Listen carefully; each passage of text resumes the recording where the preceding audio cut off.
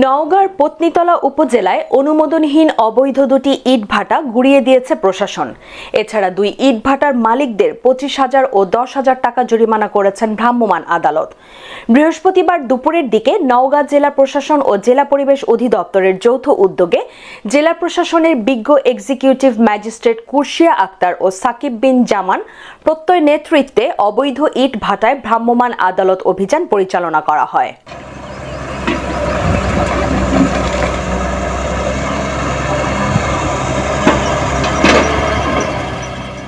এ সময় উপজেলার চাঁদপুর গ্রামে অবস্থিত মেসার্স MES কোং ও মেসার্স SK ব্রিক্স নামক ভাটার কিলন এক্সকেভেটর দিয়ে আংশিক ভেঙে দেওয়া হয়। নওগাঁ জেলা প্রশাসন, পরিবেশ অধিদপ্তর, সেনাবাহিনী, থানা পুলিশ, ফায়ার সার্ভিস ও সিভিল ডিফেন্সের সদস্যদের সার্বিক সহযোগিতায় এই অভিযান পরিচালিত হয়। মোবাইল কোর্ট পরিচালনার সময় পরিবেশ অধিদপ্তরের নওগাঁ জেলা কার্যালয়ের সহকারী পরিচালক মোহাম্মদ নাজমুল হোসাইন প্রসিকিউটরের দায়িত্ব পালন করেন।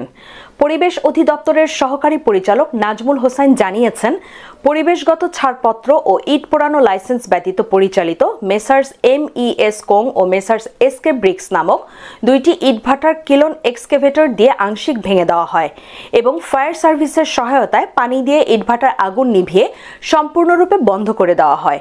এছাড়া মেসার্স MES কোং এর নিকট থেকে 25,000 টাকা এবং মেসার্স SK ব্রিক্সের নিকট হতে 10,000 টাকা জরিমানা ধার্য ও আদায় করা হয়।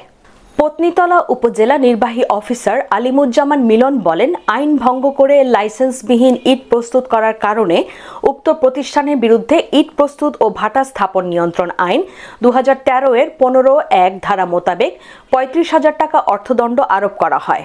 মহামান্য হাইকোর্টের নির্দেশ মোতাবেক প্রতিষ্ঠানটির কার্যক্রম বন্ধ করে দেওয়া হয় এবং ভবিষ্যতে যাতে কার্যক্রম পরিচালনা না করতে পারে তার জন্য উক্ত ইট ভাটায় উচ্ছেদ অভিযান পরিচালনা করা হয়।